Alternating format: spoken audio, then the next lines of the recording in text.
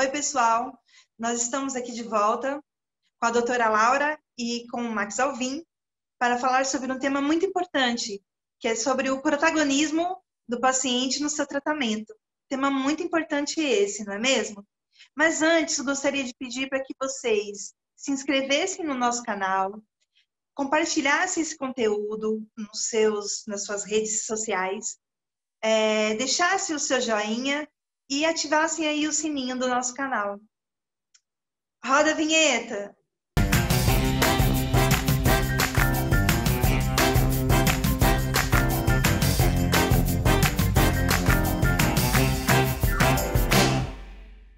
Doutora Laura, eu gostaria que você explicasse um pouco sobre como pode ser o protagonismo, né, do paciente junto ao médico. Porque o que eu percebo é que muitas vezes o paciente fica com medo de conversar com o seu médico por entender que o seu médico é uma autoridade maior, por achar que é um desrespeito por parte dele, levar uma dúvida ao seu médico. Como nós, pacientes, podemos lidar com a questão do vínculo paciente-médico? Dani, acho que foi uma pergunta que tem muitas ramificações para a gente responder. Eu vou começar respondendo ela com a frase de uma psicóloga que foi uma das fundadoras dos cuidados paliativos, uma das fundadoras dos hospices, que são lugares como que o seu pai foi, de só pessoas que estão em cuidados paliativos.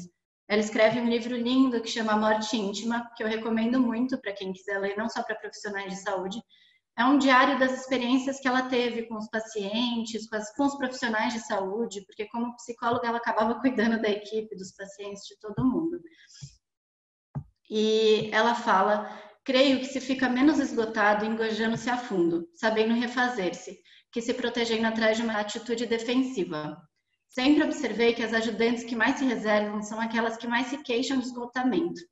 Ao contrário, aquelas que se entregam parecem restaurar-se.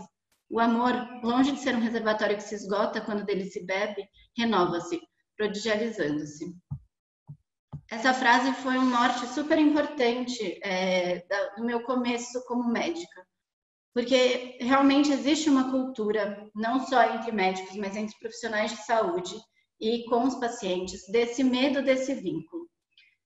Eu também sou uma pessoa muito afetuosa, muito intensa, que crio conexões muito fortes com as pessoas ao meu redor, e com os meus pacientes isso não foi diferente. E eu tive muita dificuldade porque eu encontrei muitos profissionais no meio do caminho que me falaram que eu ia sofrer, que eu não ia dar conta, que não ia dar certo, que eu ia acabar desistindo da medicina e do cuidado do outro pelo sofrimento. E aí eu acho que, na verdade, também vem algo muito importante da gente conversar quando a gente fala em cuidados paliativos, é que o sofrimento é inerente ao ser humano. Não adianta a gente querer se defender de sofrimento. Não adianta a gente querer criar uma atitude defensiva em relação à morte também. Eu vou ignorar que a morte existe. Mas ela existe e ela vai acontecer com todos nós. É muito difícil para a gente entender a morte porque a gente nunca experienciou a morte e a gente só vai experienciar ela uma vez. Então, realmente, é até engraçado, assim, Freud fala sobre como, se a gente parar para pensar em todas as nossas reflexões sobre a morte, a gente normalmente é o espectador, né? Quando a gente sonha, por exemplo, com a nossa morte, a gente está lá vendo a nossa morte, vendo o nosso enterro.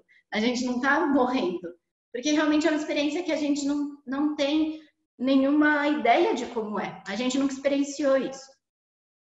Então, acho que uma das coisas principais para pensar no vínculo é a gente começar a parar de achar que a gente não pode sofrer. E isso não é só para o profissional de saúde, também para o paciente e para a nossa sociedade. Se a gente ficar evitando o sofrimento emocional, a gente vai só piorar tudo isso, né? Isso vai virando um tabu e algo que a gente não consegue lidar e aceitar e a gente não consegue sair dele.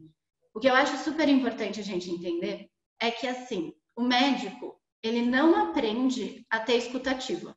A gente não aprende isso. A gente não sabe escutar. A gente vai aprendendo. Assim, os psicólogos aprendem a escutar. A gente não aprende a escutar. A gente aprende a tirar história clínica. A gente aprende a fazer perguntas. Mas a gente não aprende a livremente escutar alguém. Então, eu acho que um dos principais passos para esse vínculo poder acontecer é o médico entender que ele não é o protagonista daquela história. Ele não vai ser. Ele vai ser o personagem secundário, que está ali ajudando o protagonista a passar pela sua aventura, que é o final da sua vida.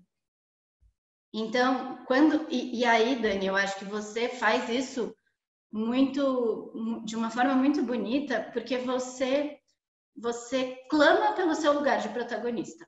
E eu acho que clamar pelo seu lugar de protagonista nunca vai ser desrespeitoso, se a gente souber como fazer isso. Eu acho que perguntar não é desrespeitoso, se a gente não está perguntando num lugar de questionar o conhecimento do outro, mas de entender o conhecimento do outro. Num lugar de uma pergunta sincera e não retórica. Eu não fazer perguntas retóricas. Mas se a gente faz uma pergunta sincera e aberta, olha, eu não estou entendendo, por que você acha que esse remédio é melhor para mim? Eu sei que você já estudou, mas eu não estudei, eu não sei como funciona esse remédio, e eu que vou tomá-lo, né? Eu sou o protagonista, eu vou tomar esse remédio que você está prescrevendo. Então, como a gente pode conversar sobre isso? E aí eu acho que volta no que você também falou do diálogo humanizado, que é uma via de mão dupla mesmo, que eu acho que tem que estar todo mundo muito atento. Eu acho que para o paciente, não evitar de fazer perguntas, mas pensar na forma. E para o médico, ter isso muito claro, que o protagonismo realmente não vai ser dele. Eu acredito que os médicos não estão acostumados a escutar. Nós, como sociedade, nós também não estamos acostumados a escutar uns aos outros, né? A gente está sempre apressado, e isso faz com que a gente entre em um ritmo de vida muito enlouquecedor, que a gente não aprenda a ter uma escuta passiva. Então, a gente sempre está ali escutando e querendo ter uma resposta para dar para o outro. Então, é muito comum que nós, pacientes oncológicos, temos sempre que escutar: olha, vai passar, olha, não liga para isso, você tem que ter fé. Tudo bem. Vai ficar tudo bem. Achei muito importante você tocar nesse assunto, que o Gil tem uma música muito linda, que se chama Medo da Morte, e que ele relata ali como vai ser a morte dele, né? E ele fala muito lindamente, que ele fala assim: eu não tenho medo da morte, mas eu tenho medo de morrer. Enquanto isso, eu serei o protagonista da minha própria morte. Então, eu acho que assim, nós, pacientes oncológicos, a gente já tem o tabu de não... das pessoas se afastarem da gente, achar que o câncer pega assim de uma forma muito simplista. A gente tem o tabu das pessoas se afastarem da gente com medo da nossa morte, que é super compreensível isso. Eu aprendi a compreender isso, porque no início eu achava super estranho, né? Como as pessoas podem se afastar com mais medo da morte do que eu, né? Se sou eu que estou ali no front do negócio. Então, o que eu acho que falta assim, para a sociedade é escutar mais as pessoas, escutar mais a dor do outro e respeitar isso. Essa fala sua é super importante, Dani. Eu acho que é essa importância da gente falar sobre a dor, sobre a tristeza. E aí eu acho só que tem até um passo anterior do que da gente entender de ouvir a dor do outro, que é a gente ouvir a nossa dor. É a gente dar espaço para a nossa dor, é a gente dar espaço para a nossa tristeza. No fundo, Dani, assim, te digo como alguém que trabalha com tristeza e dor e sofrimento o dia inteiro. No fundo, a gente não faz isso porque a gente quer diminuir a dor do outro. A gente faz isso porque a dor do outro espelha na gente dor.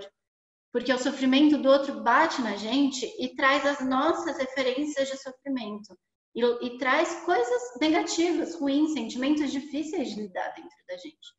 Então, acaba sendo uma postura defensiva mesmo dos outros, porque não conseguem olhar para o próprio sofrimento. Então, acho que o momento ainda é anterior, é o da escuta do seu próprio sofrimento, para poder sim escutar o do outro.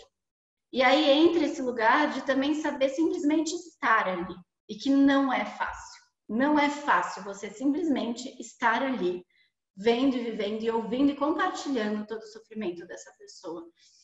Então, tem um psicólogo, meu professor, que ele falou uma coisa que eu achei super importante, que foi: se você está começando a achar que está ficando fácil lidar com o sofrimento do outro, pare e volta, porque tem alguma coisa errada, porque não é para ser fácil, nunca é para ser fácil. É sempre para ser difícil dar um diagnóstico ruim, comunicar uma má notícia, ter uma conversa sobre terminalidade com uma família, com um paciente. Então, acho que tem um lugar aí que é anterior a tudo isso, né? E que realmente a gente não quer falar com a pessoa que está em luto, a gente não quer falar com a pessoa que tem um diagnóstico ruim, a gente não quer falar sobre os nossos diagnósticos difíceis, sobre as nossas dores, os nossos sofrimentos. Então, acho que tem aí uma questão com a nossa sociedade como um todo, que não está sabendo lidar com o sofrimento, né? E a gente precisa dar lugar para ele mesmo, isso é super importante. Eu queria, a gente está encerrando esse tempo aqui desse segundo episódio nosso, e eu queria, antes de terminar, fazer aquela pergunta que eu anunciei no último episódio, que é: existe uma boa morte? Dá para pensar isso? Você que acompanhou algumas mortes ao longo da tua carreira e acompanha vários pacientes que você sabe que provavelmente vão morrer num curto espaço de tempo, existe uma boa morte? Eu acredito que existe, Max. Eu não sei se é esperança minha, é sonho meu, porque afinal é com o que eu trabalho, e se eu não acreditar que possa existir uma boa morte, aí acho que eu não consigo fazer o meu trabalho, porque esse é todo o foco dele, né? Eu acho que a morte também tem que ser entendida como um processo, né? A morte não é só o dia em que a pessoa morre. A morte são todos os dias anteriores e a morte também são todos os dias após. Então, isso também é algo super importante nos cuidados paliativos. Tem gente que acredita que os cuidados paliativos acabam com a morte da pessoa e não é verdade. Um bom cuidado paliativo, multidisciplinar, ele termina depois, às vezes 6 meses depois da morte da pessoa, porque essa equipe também vai cuidar de toda a família, de todos os amigos, de todos os enlutados daquele paciente. Então, a gente tem que entender que a morte é todo esse processo e eu acredito, com o que eu vivo, isso é muito pessoal, que a morte não é individual, ela é vivida como experiência em conjunto com aquelas pessoas que estão ali com você, né?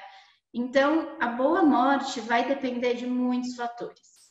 Reforçando de novo, a equipe que, para além, hoje em dia a gente nem fala mais em equipe multi, porque equipe multi pressupõe só que são várias pessoas desconexas. A gente pensa em equipe inter ou equipe trans, que são pessoas que estão ali juntas, se comunicando e fazendo tudo junto, enfim, não tendo uma hierarquia também dentro dessa equipe, sendo algo horizontal, em que o paciente está no centro disso como protagonista e que toda a equipe pode se comunicar a partir desse olhar do paciente, né?